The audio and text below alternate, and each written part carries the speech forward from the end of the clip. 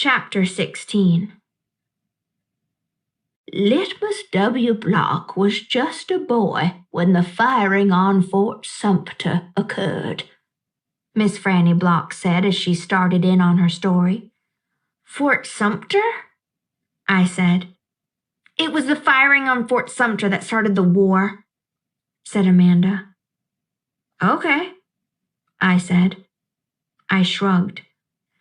Well, Litmus was 14 years old. He was strong and big, but he was still just a boy. His daddy, Artley W. Block, had already enlisted, and Litmus told his mama that he could not stand by and let the South get beat. And so he went to fight too. Miss Franny looked around the library, and then she whispered, Men and boys always want to fight. They are always looking for a reason to go to war. It is the saddest thing. They have this abiding notion that war is fun, and no history lesson will convince them differently. Anyway, Litmus went and enlisted. He lied about his age, yes, ma'am. Like I said, he was a big boy, and the army took him. And Litmus went off to war, just like that. Left behind his mother and 3 sisters. He went off to be a hero.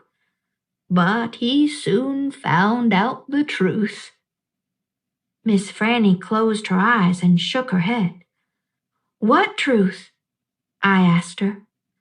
Why, that war is hell, Miss Franny said with her eyes still closed. Pure hell. Hell is a cuss word, said Amanda. I stole a look at her. Her face was pinched up even more than usual. War, said Miss Franny with her eyes still closed, should be a cuss word, too. She shook her head and opened her eyes. She pointed at me, and then she pointed at Amanda. Neither of you can imagine. No, ma'am, Amanda and me said at exactly the same time. We looked real quick at each other and then back at Miss Franny. You cannot imagine. Litmus was hungry all the time, and he was covered with all manner of vermin, fleas and lice. And in the winter, he was so cold he thought for sure he would freeze to death. And in the summer, why, there's nothing worse than war in the summertime. It stinks so. And the only thing that made Litmus forget that he was hungry and itchy and hot or cold was that he was getting shot at. And he got shot at quite a bit. And he was nothing more than a child. Did he get killed? I asked Miss Franny. Good grief, said Amanda. She rolled her eyes. Now, Opal, Miss Franny said, I wouldn't be standing in this room telling this story if he was killed.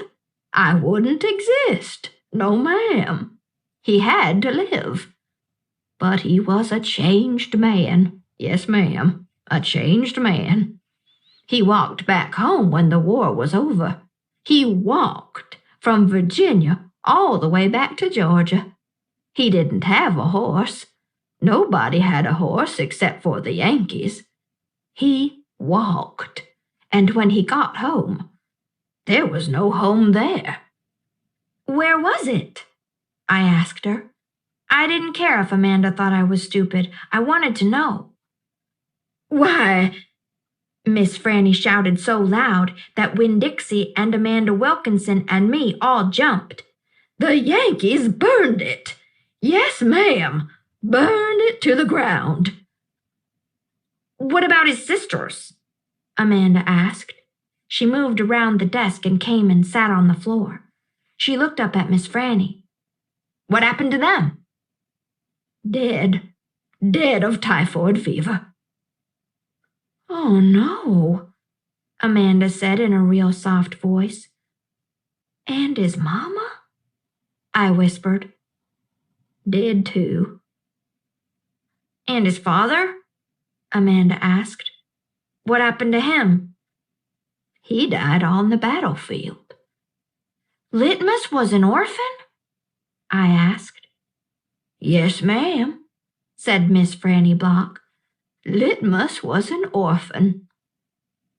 This is a sad story, I told Miss Franny. It sure is, said Amanda. I was amazed that she was agreeing with me about something. I am not done yet, Miss Franny said. When Dixie started to snore, and I nudged him with my foot to try to make him quit, I wanted to hear the rest of the story. It was important to me to hear how Litmus survived after losing everything he loved. Chapter